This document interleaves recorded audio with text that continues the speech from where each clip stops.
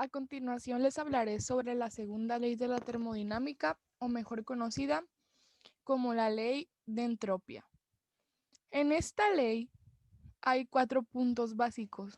¿Cuáles son las expresiones que se utilizan para demostrar valores?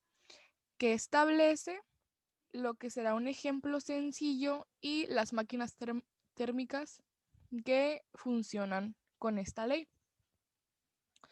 Como primer punto principal tenemos las expresiones. Aquí se utiliza el Kelvin y el Planck. Además de no ser un posible proceso que convierta todo en calor absorbido en trabajo. Enunciado de Clausiosis,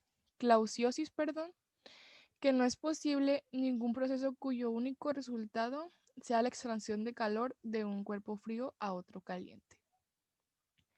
Ahora, tenemos lo que establece esta ley de la entropía. Esta dice la irreversibilidad de los fenómenos físicos, especialmente durante el cambio de calor. Como ocurre con toda la teoría termodinámica, se refiere únicamente y exclusivamente a los estados de equilibrio que existen en esta. Ahora, como un ejemplo sencillo, tenemos que una piedra va rodando. Su energía cinética potencial u elástica se convierte en trabajo o en calor disipado debido a su movimiento. O, en caso contrario, piensa que una piedra que se encuentra en reposo, o sea, sin ningún tipo de movimiento, solo está ahí, no es posible que se enfríe de manera espontánea, convirtiendo ese calor cedido en energía cinética que inicie un movimiento. Ahora, como punto final tenemos lo que son las máquinas térmicas que actúan con la segunda ley de la termodinámica. Pero para comenzar, ¿qué son las máquinas térmicas? Bueno, son sistemas que transforman calor en trabajo y pues en esta se refleja lo que son las restricciones señaladas anteriormente, como lo dijimos aquí. De estas existen muchos tipos.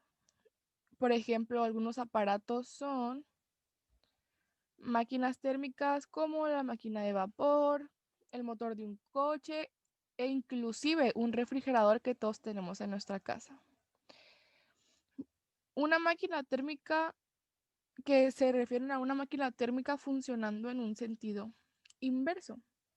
Una máquina térmica lo que hace básicamente es transformar la energía térmica en trabajo realizando un ciclo de manera continua. En ellas no hay variación de energía interna. Y pues en este caso, esto sería todo de mi parte respecto a la segunda ley de la termodinámica o ley de la entropía.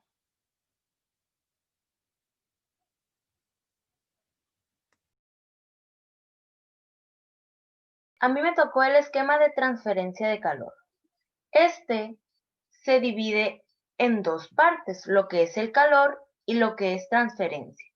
Principalmente, calor se define como la transferencia de energía de un cuerpo hacia su entorno, cuando existe una diferencia de temperatura. Este se mide en calorías. Esta unidad se define como la cantidad de energía necesaria para que 1 gramo de agua eleve su temperatura 1 grado centígrado. Y posteriormente tenemos transferencia. Esta se puede transferir de 3 formas, que es conducción, convección y por último tenemos radiación. Conducción es la transferencia de calor a través de un objeto sólido. Esto lo podemos ver, por ejemplo, cuando se calienta una varilla metálica desde un extremo al otro.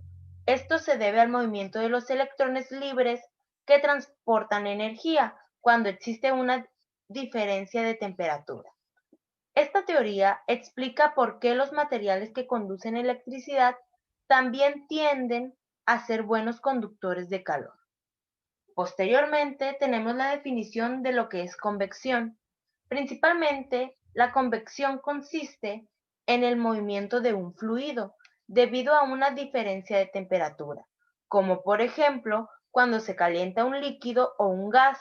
Su densidad suele disminuir, por lo tanto el fluido es más caliente y menos denso asciende, mientras que el más frío desciende. La convección también se encarga de determinar el movimiento de las grandes masas de aire sobre la superficie terrestre. Y por último, tenemos lo que es la radiación. La radiación es la emisión, propagación y transferencia de energía en cualquier medio en forma de ondas electromagnéticas o partículas radioactivas. En la radiación no es necesario que las sustancias que intercambian calor estén en contacto. Pueden estar separados por un vacío. Un ejemplo sería el calor del Sol que llega a la Tierra a través del espacio, el calor de un microondas en la comida, etc.